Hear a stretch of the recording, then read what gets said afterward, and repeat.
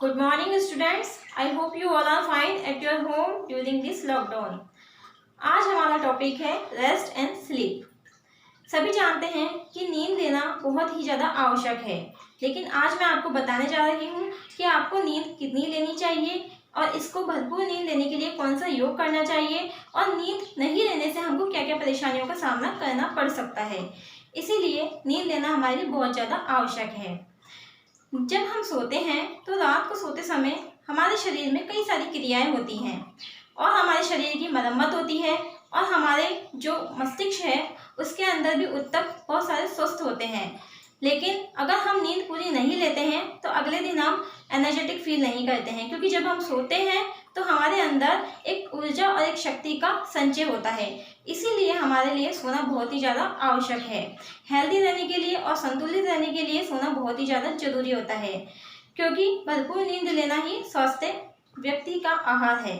अब मैं आपको बताने जा रही हूँ कि सोना कितना चाहिए, यानी कि व्यक्ति को कितनी नींद की जरूरत होती है, कितने घंटे की जरूरत होती है। जैसे कि नवजात शिशु जो होते हैं उनको 16 से 20 घंटे सोना ही चाहिए। उसके बाद जो बच्चे होते हैं उनको 10 घंटे की नींद लेना आवश्यक है। अडल्ट जो होते हैं उनको 9 घंटे सोना चाहिए और जो वयस्क होते हैं उनको 7 से 8 घंटे की नींद लेना बहुत ही ज़्यादा आवश्यक है। अगर हम नींद भरपूर नहीं लेते हैं और हमको जितनी ज़रूरत है उतना हम नहीं ले पाते हैं तो हमको कई सारी परेशानियों का सामना करना पड़ता है, जैसे कि anxiety, depression, obesity, tension, hypertension. ये सारी परेशानियां धीरे धीरे हमारे शरीर पर हावी होने लगती है। इसीलिए हमें नींद भरपूर लेनी चाहिए। अब नींद लेने के लिए आप क्या क्या उपाय कर सकते हैं। नींद लेने के लिए आपको गुनगुने पानी से नहाना चाहिए, आपको अपने योगासन करना चाहिए, व्यायाम करना चाहिए, अपने मन को शांत रखना चाहिए। दिन में कम से कम एक बार झपकी लेने की कोशिश करनी चाहिए। जब आप ये सब रेगुलर करना शुरू कर देते हैं तो आपको नींद अच्छे से आएगी, आपका तनाव भी कम होगा, आपका टेंशन भी बहुत ज़्यादा कम होगा और आप इन सभी बीमारियों से भी बच सकेंगे।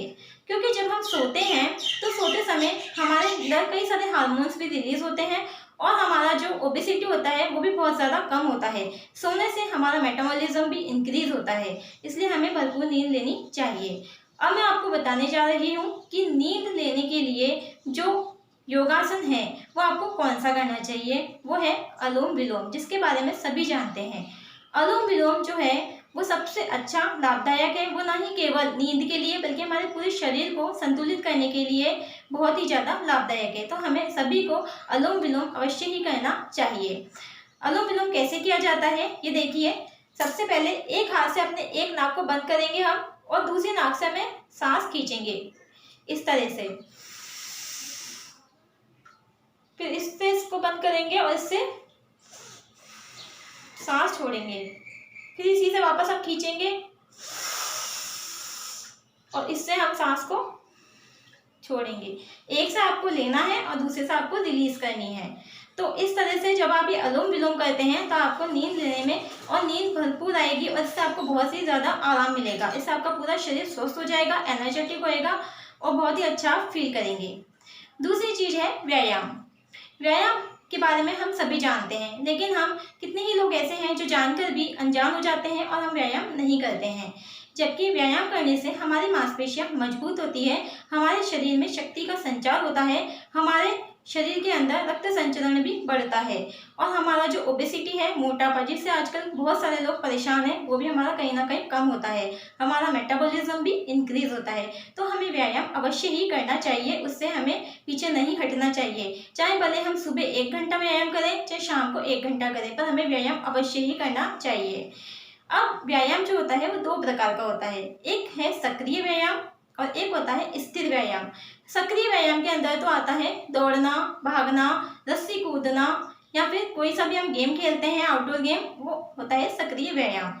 एक होता है स्थिर व्यायाम। स्थिर व्यायाम का मतलब होता है मालिश करना। जैसे हम हमारे पूरे बॉडी की मालिश करते हैं तो वो एक स्थिर व्यायाम है। तो आप इसमें से कोई सा भी व्यायाम कर सकते हैं, लेकिन व्यायाम करना बहुत ही ज़्यादा आवश्यक होता है।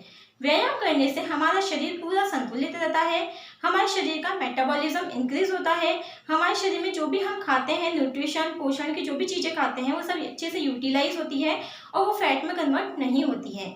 इसीलिए हमें अच्छे से व्यायाम करना चाहिए और हमें अनुलोम विलोम तो अवश्य ही करना चाहिए, जिससे आपको भरपूर नींद आएगी और आप इतनी भयानक बीमारी जैसे कि जो टेंशन है, डिप्रेशन है, एंजाइटी है, मोटापा है, इन सभी से आप बचेंगे। आई होप आपको ये सब एक्सरसाइज आप करेंगे। Thank you students, stay home, stay safe.